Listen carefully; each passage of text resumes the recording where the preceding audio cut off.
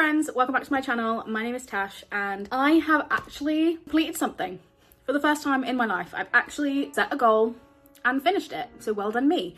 And that goal was to complete the 8 books that were on my Fall TBR before the end of November, which I did do. I did finish it a few weeks ago. It is the second week of December, don't tell anyone, but I thought it would be really fun to go through my list and rank them from worst to best and just sort of reflect on what I thought I was going to think when I was going into these books and what I actually thought of them after finishing them. So if you're interested in that, then stick around. Yeah. If you're new to this channel, then make sure you hit that subscribe button so you can keep up to date with all of the bookish content that I post. I post every Wednesday and hopefully every Sunday in the next few weeks, definitely in the new year. Anyway, in my number 8 spot, as would be a surprise to no one if you've been here for a little while or over on my Bookstagram, that is Tantrum by Rachel Eve Moulton. And the reason it's at number 8 is because it was my only DNF. It's just something I'm still quite proud about. Obviously, I never set out to DNF any of the books on my Fall TBR. I genuinely thought that I was going to enjoy all of them. But unfortunately, this one, I just couldn't do it. I just could not do it for a number of reasons. The first one being that it wasn't what I expected it to be when I chose it, when I added it to my TBR. So I just to poke his head in and see what's going on, but he's gone now. If he comes back, I will show you.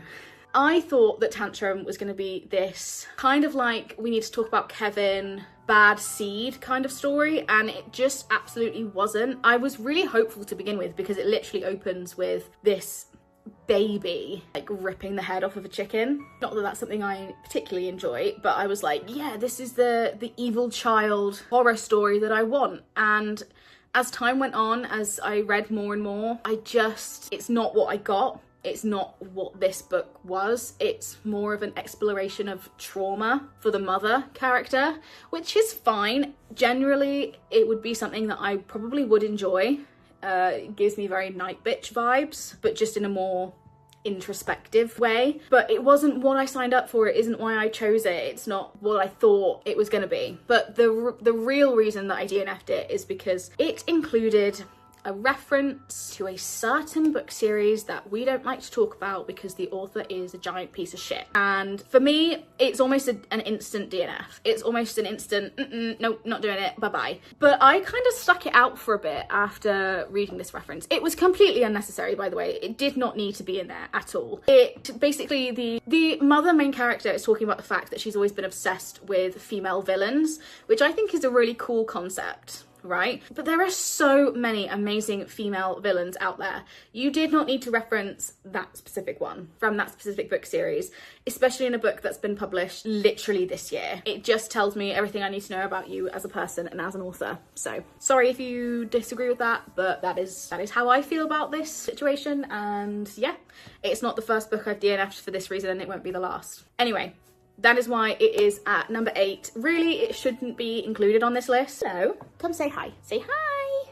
This is Milo. He's an old man. He is 16 years old. Yeah, you are. You're such an old man. You're such an old man. That's okay. We still love you. Get down. And then, as I was saying, Tantrum really shouldn't be included on this list because I technically didn't finish it. But there were 8 books on my TBR and there were 8 spots to fill, so that's where it's landed. At number 7 is The Only Good Indians by Stephen Graham Jones, and I've talked about this quite a lot recently, so I don't want to go on about it too much, but it didn't live up to expectations. I think in my head I thought it was going to be this amazing pinnacle of like folk horror, and I just found it a bit bland, a bit boring.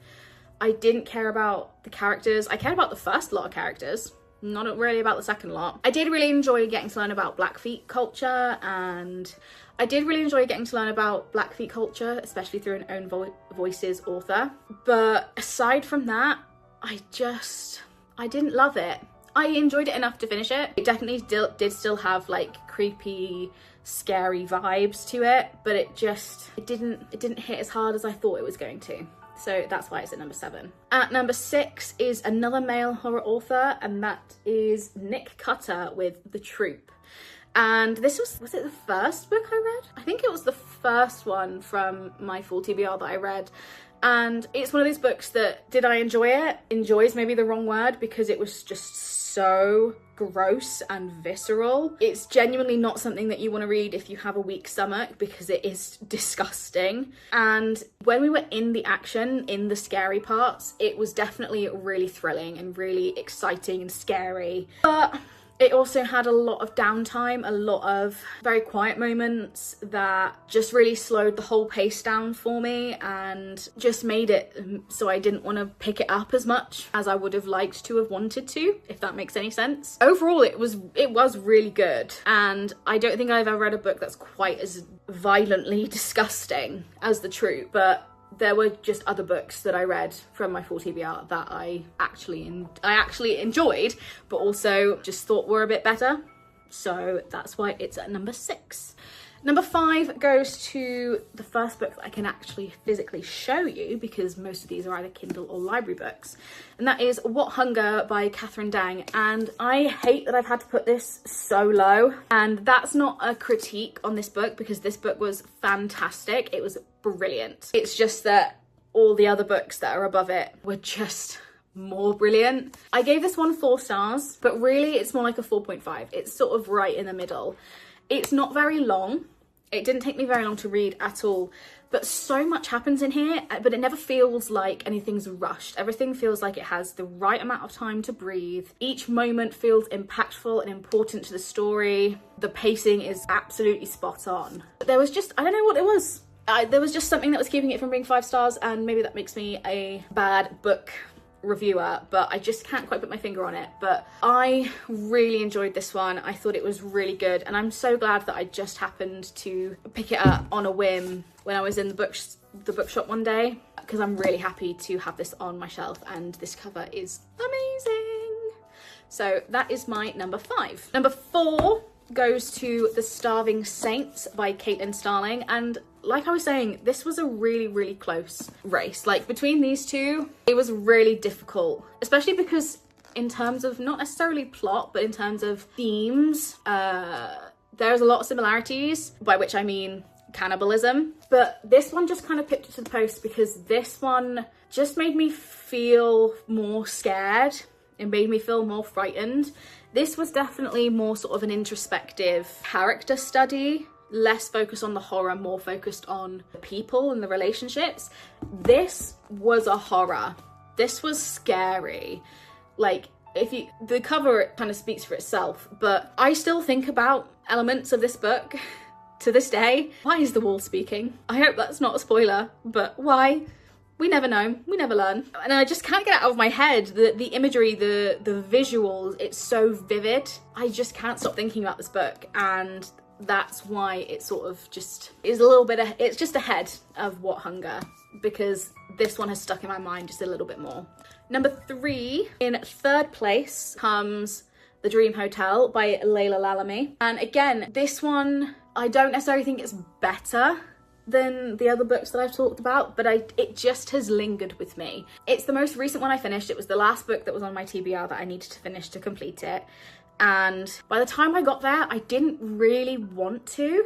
I was kind of over the concept. I kind of was a bit like, I'd left it till last because it was the most different out of all the ones I'd picked. Everything else I'd picked was like very much spooky, scary, autumn vibes kind of thing. And The Dream Hotel was kind of a bit of an outlier in that, but I am so glad that I had it on that TBR and I read it, because it was fantastic. If you love dystopian, please go and read The Dream Hotel. It's one of those books that feels so close to what our current world looks like that it in and of itself is actually frightening, and it is scary. The writing is brilliant, the main character is sympathetic, the plot never feels sort of cancelled out or overshadowed by the political social commentary, which is so important to me when it comes to sort of dystopian books.